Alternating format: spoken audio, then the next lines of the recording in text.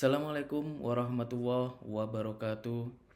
Baiklah, berjumpa lagi dengan saya Purwanto, tentunya dengan keadaan sehat tanpa ada kekurangan satupun. Pada kesempatan ini, saya akan mempresentasikan tugas UAS mata kuliah Komunikasi Data, dosen pengampu yaitu Ibu Insinyur Heni.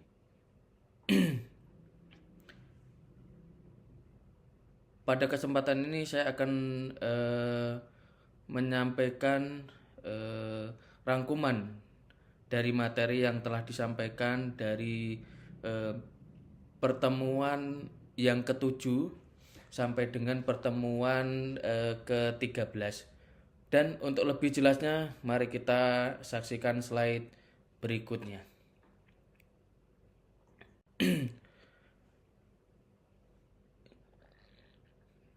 Pada pembahasan ini ada beberapa topik pembahasan. Yang pertama yaitu data link control, yang kedua multiplexing, yang ketiga switching network, yang keempat packet switching, yang kelima asynchronous transfer mode, dan yang terakhir yaitu ATM dan frame relay.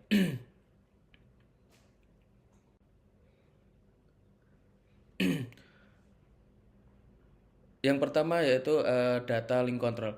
Data link control merupakan proses terkirimnya data atau komunikasi melalui sebuah siklus komunikasi data yang terlaksana dengan penambahan kontrol layer dalam tiap alat yang berperan dalam proses komunikasi. Berikutnya, fungsi data link control.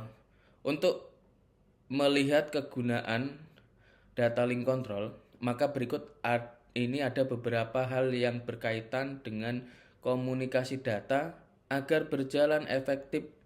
Di antara dua station atau transmitter receiver yang terhubung, meliputi yang pertama frame synchronization, yang kedua flow control, yang ketiga error control, yang keempat addressing, yang kelima kontrol dan data pada link yang sama, yang keenam yaitu link management. Berikutnya, jalur konfigurasi. Ada tiga karakteristik yang membedakan berbagai konfigurasi data link. Di antaranya yang pertama yaitu topologi. Topologi menyatakan pengaturan fisik dari stasiun pada suatu link. Ada dua konfigurasi topologi, yaitu point to point, yang kedua multi point. Jalur konfigurasi yang kedua yaitu duplexity, menyatakan arah dan timing dari aliran signal, jenis-jenisnya. Yang pertama simplex transmission, half duplex link, yang ketiga full duplex link.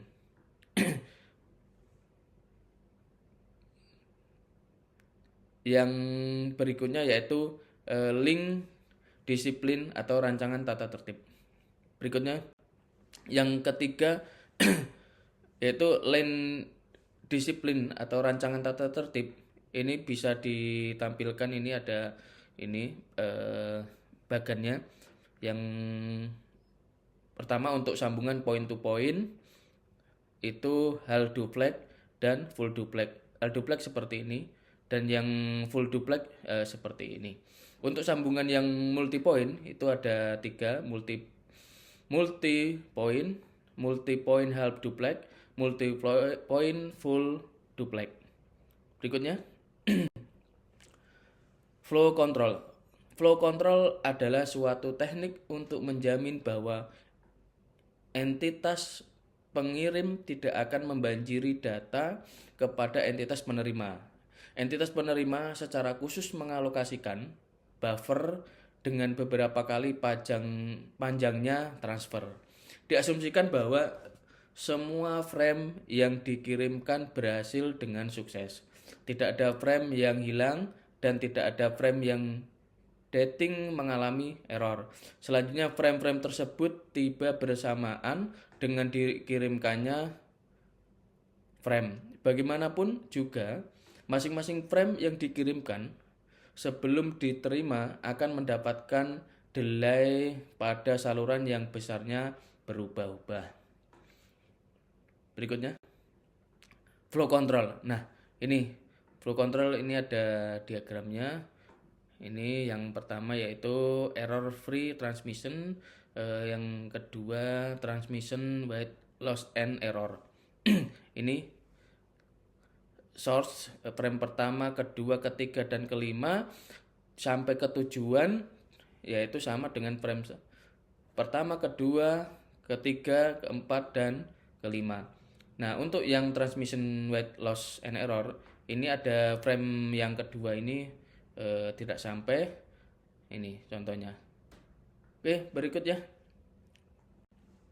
Error control. Nah, error control berfungsi untuk mendeteksi dan memperbaiki error-error yang terjadi dalam transmisi frame-frame. Ada dua tipe error yang mungkin. Yang pertama yaitu frame hilang. Tadi sudah kelihatan. Yang kedua frame rusak. Nah, itu. Teknik-teknik umum untuk error control sebagai berikut. Yang pertama deteksi error, yang kedua positive acknowledgement, yang ketiga transmisi ulang setelah waktu habis. Yang keempat negative acknowledgement dan transmisi ulang. Next, protokol-protokol data link control. Protokol-protokol bit oriented didesain untuk memenuhi variasi yang luas dari kebutuhan data link, termasuk yang pertama point to point dan multi point link, operasi half duplex dan full duplex. Yang ketiga interaksi primary, secondary, misal host to terminal dan peer, misal komputer to komputer. Link-link dengan nilai A yang besar, misal satelit, dan kecil, misal koneksi langsung jarak pendek. Berikutnya, topik pembahasan yang kedua yaitu multiplexing. Apa yang dinamakan dengan multiplexing? Mari kita lihat slide berikutnya. Multiplexing dilakukan oleh peranti elektronik yang dikenal sebagai multiplexer atau MUX. MUX menerima input signal dari berbagai peranti komputer, memapatkan signal ini ke dalam satu aliran data dan mengantarkannya menggunakan satu media penghantar komunikasi. Demux, peranti yang memecahkan signal yang digabungkan oleh MUX ke bentuk signal asal. Nah, ini MUX-nya. Nah, ini demux-nya. Demux menerima satu aliran data dari satu media penghantar komunikasi, memecahkannya ke dalam bentuk signal asal dan mengantarkannya ke beberapa peranti komputer. Nah, ini. Jadi seperti signal asalnya. Ini input, nah outputnya di sini. Next. Multiplexing meningkatkan efisiensi penggunaan bandwidth atau kapasitas saluran transmisi dengan cara berbagi akses bersama. Bentuk paling umum adalah FDM dan TDM. FDM bekerja dengan sinyal analog, transmisi simultan. Untuk TDM bekerja dengan sinyal digital, dapat juga sinyal analog dengan frekuensi tunggal dengan pembagian waktu. Next, tujuan multiplexing mengurangi media pengantar. Nah, jadi yang pertama tujuannya itu untuk mengurangi media pengantar. Yang kedua meningkatkan kemampuan komunikasi dengan memaksimalkan data yang dihantar di atas satu media pengantar. Jadi ini memaksimalkan data yang dihantar di atas satu media pengantar. Jadi medianya hanya media pengantarnya satu. Yang ketiga, meminimalkan biaya transmisi dengan mengurangi biaya menggunakan satu media pengantar antara komputer, host, dan terminal. Next, teknik multiplexing. Yang pertama yaitu time division multiplexing atau TDM. Itu ada dua, synchronous TDM dan asynchronous TDM. Frekuensi division multiplexing FDM, kode division multiplexing CDM, wavelength division multiplexing ini optical code division multiplexing. Next. TDM. Nah, ini penggiliran waktu pemakaian saluran transmisi dengan mengalokasikan satu slot waktu atau time slot bagi setiap pemakai saluran atau user. Nah, ini ada channel 1, 2, 3 dan seterusnya sampai channel berikutnya. Ini waktunya. Nah, ini frekuensinya. Berikutnya penggiliran waktu pemakaian ya, saluran transmisi dengan mengalokasikan satu slot waktu atau time slot bagi setiap pemakai saluran atau user. Nah, ini dari PC 1, 2, 3, 4 MOOC dan data flow-nya seperti ini. 1, 2, 3, 4, 1, 2, 3, 4, 1, 2, 3, 4 demuk-nya. Nah, ini untuk mengubah signal yang diinput yang disampaikan ke penerima. Ini ada beberapa visi seperti yang diinputkan. Next. Synchronous TDM. Beberapa sinyal digital diselipkan dengan waktu berbeda. Dapat menyelipkan bit-bit jadi tidak membutuhkan transmisi sinkron. Pembagian waktu ditetapkan di awal oleh sistem sumber. Slot waktu tetap diberikan pada kondisi tidak ada data sekalipun. Pembagian waktu tidak harus sama banyak di antara beberapa sumber. Next. Statistical TDM. STDM berfungsi sama seperti TDM, tetapi tidak semua sumber mengirim data pada saat yang sama. STDM menangani masalah pemubaziran bandwidth pada TDM dengan menyediakan slot waktu berdasarkan permintaan, yaitu atau time slot on demand.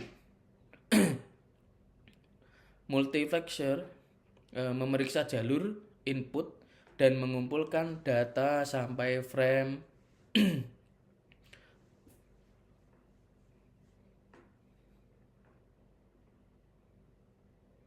Next. Optical TDM. Seiring penggunaan fiber optik, setiap jalur komunikasi mesti memiliki optical TDM masing-masing. Perusahaan telepon harus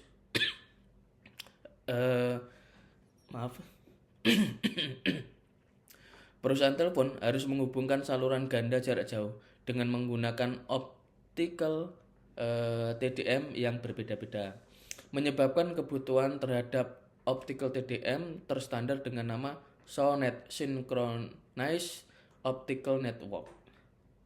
Next. Tujuan perancangan SONET memungkinkan pembawa yang berbeda saling menimbulkan kebutuhan terhadap standar pensinyalan umum yang mengurusi panjang gelombang, pewaktuan, struktur, framing, dan lain-lain. Dibutuhkan untuk menyatukan sistem pensinyalan ini Amerika, Eropa, dan Jepang.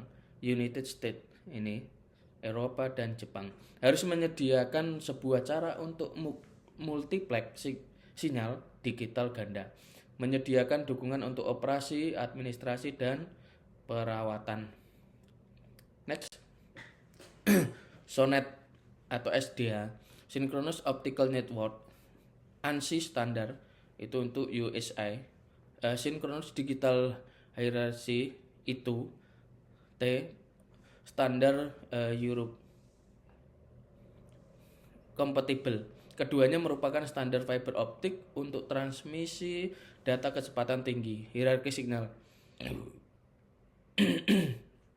Synchronous Transport Signal Level 1 atau Optical Carrier Level 1 OC 151,8 Mbps. Standar terendah itu adalah 155,52 Mbps. Next, FDM. Setiap signal dimodulasi pada frekuensi pembawa yang berbeda. Frekuensi pembawa dibuat terpisah sehingga signal tidak overlap. Contoh radio broadcast. Kanal dialokasikan tetap bahkan pada saat tidak ada data. Next. Kode division multiplexing (CDM).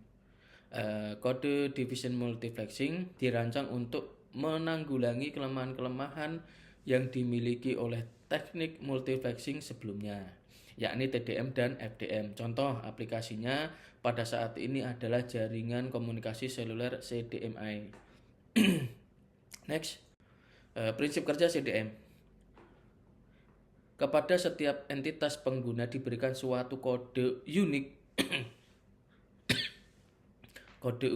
dengan panjang 64 bit yang disebut chip spreading code.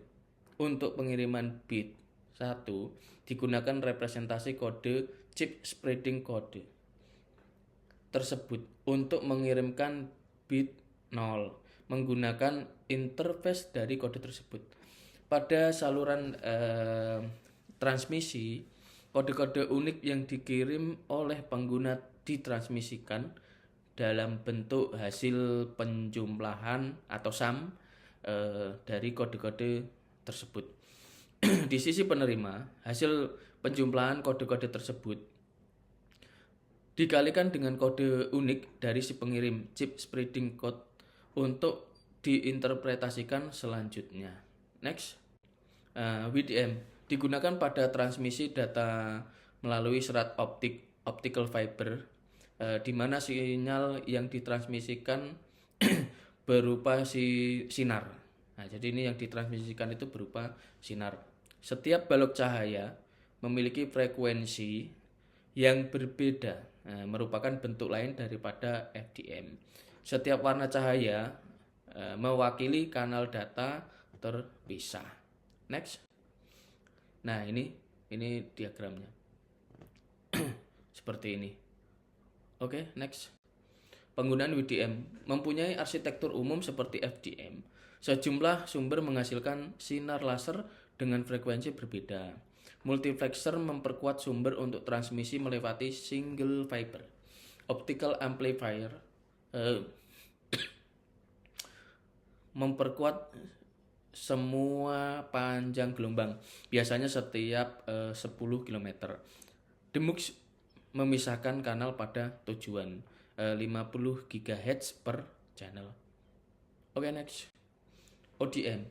Prinsip yang digunakan pada ODM serupa dengan CDM, hanya dalam hal ini yang dikode adalah berupa sinyal analog atau sinar dengan pola tertentu. Next. Masuk untuk yang topik berikutnya, yang ketiga, yaitu switching network. Untuk lebih jelasnya, marilah kita lihat slide berikutnya. Next. Switched network. Transmisi data atau informasi jarak jauh biasanya dilakukan melalui beberapa switching node yang saling terhubung sehingga membentuk suatu jaringan switching atau disebut switched network. Setiap node yang terdapat dalam jaringan switch bekerja tanpa memperhatikan isi data atau informasi yang ditransmisikan.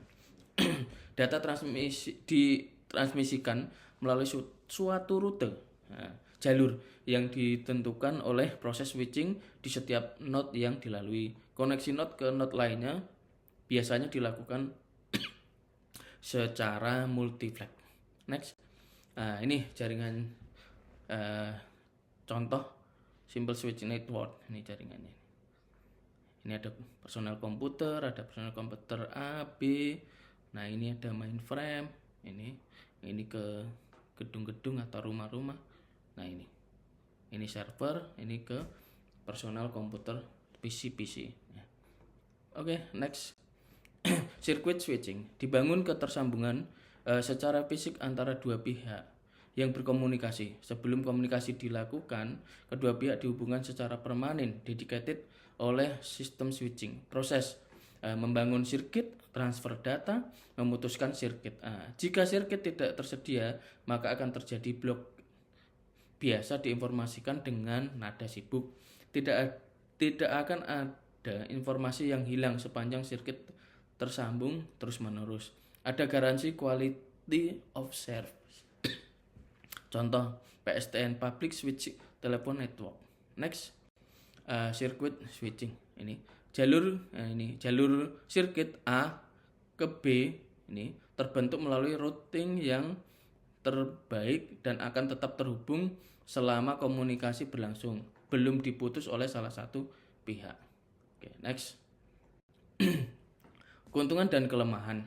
Keuntungan, sekali koneksi terjadi jaringan transparan seolah hanya koneksi langsung antar stasiun. Fixed data rate tanpa adanya delay. Sangat baik untuk komunikasi real time. Kelemahan, selama koneksi berlangsung, sirkuit akan selalu diduduki walaupun tidak ada data yang dikirim. Nah, delay sebelum terbentuknya hubungan, call setup delay. Next.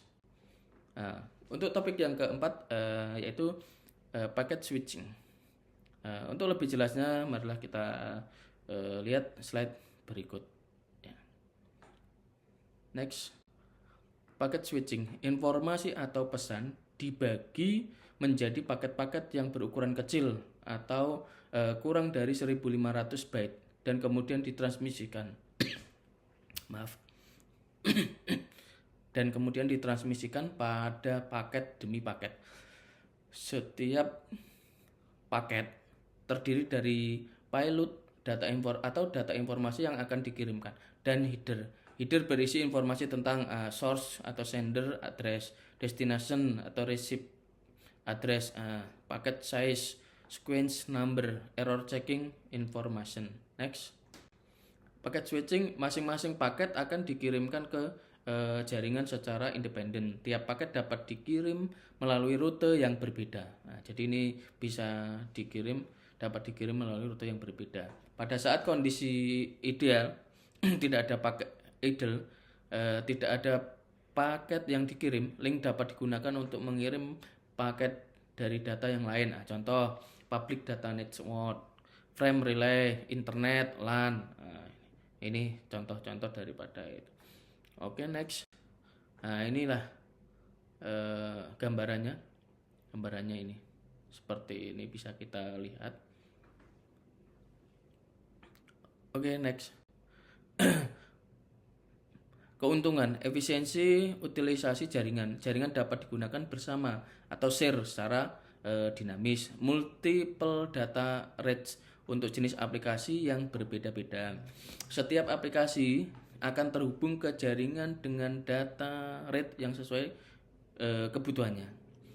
Tidak terjadi blocking jika beban jaringan tinggi, tapi waktu pengiriman menjadi lama.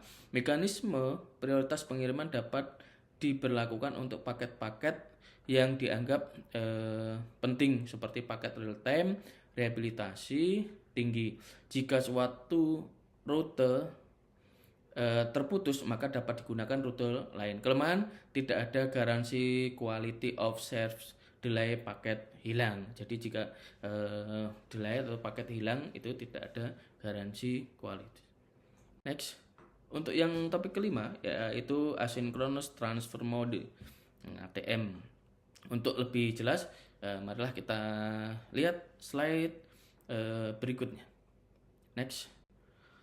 Asynchronous transfer mode atau ATM adalah teknologi switching dan multiplexing dimaksudkan untuk memindahkan berbagai jenis traffic atau data, suara, video, atau audio dengan cepat dan efisien. Next. Konsep dasar ATM. ATM adalah merupakan sebuah teknologi lapisan data link yang dapat digunakan oleh siapa saja, sekaligus merupakan sebuah jaringan publik sebagaimana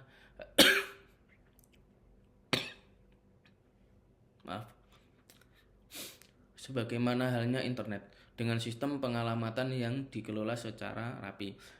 ATM suatu teknologi jaringan berkecepatan tinggi yang connection oriented yang sudah banyak digunakan baik dalam local area network atau LAN maupun wide area network atau WAN. Next. Karakteristik teknologi ATM. 1. Pertama yaitu besarnya paket yang dikomunikasikan menjadi lebih kecil jika dibandingkan dengan protokol untuk sistem telepon, sehingga memungkinkan paket dari pengguna yang berbeda yang melewati jaringan pada waktu yang bersamaan dapat menyusut secara merata. Kedua, kecepatan meningkat dari 25 hingga 25 Mbps. Bahkan peralatan ATM dapat menggabungkan 16 saluran menjadi satu untuk menghasilkan kecepatan transfer hampir sebesar 2,5 juta bit per detik. Next. Karakteristik teknologi ATM Asynchronous Transfer Mode merupakan interface transfer paket yang efisien. ATM menggunakan paket-paket data yang berukuran tertentu yang disebut sel. Penggunaan sel ini menghasilkan skema yang efisien untuk pentransmisian pada jaringan berkecepatan tinggi. ATM memiliki cara yang sama untuk paket switch.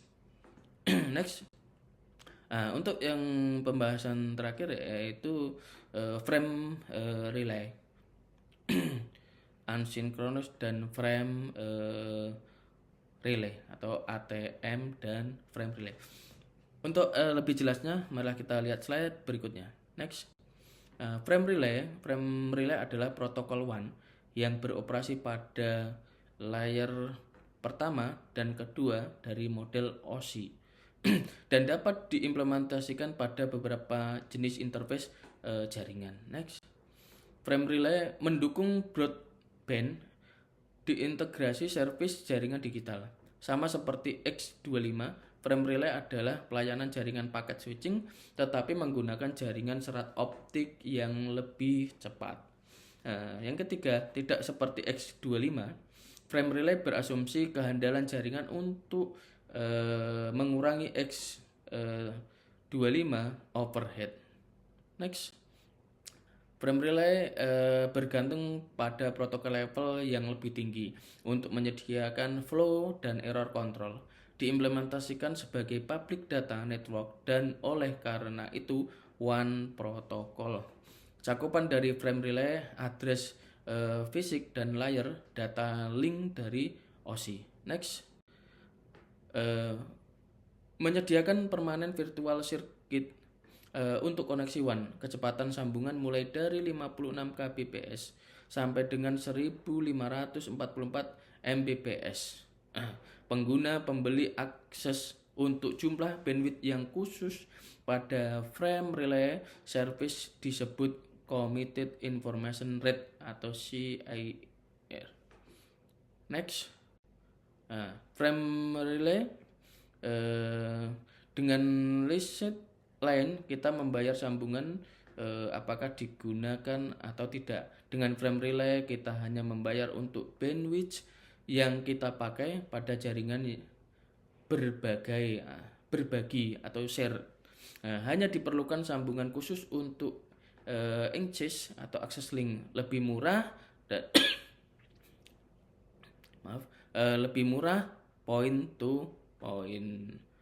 Demikian pemaparan tugas UAS daripada mata kuliah komunikasi data.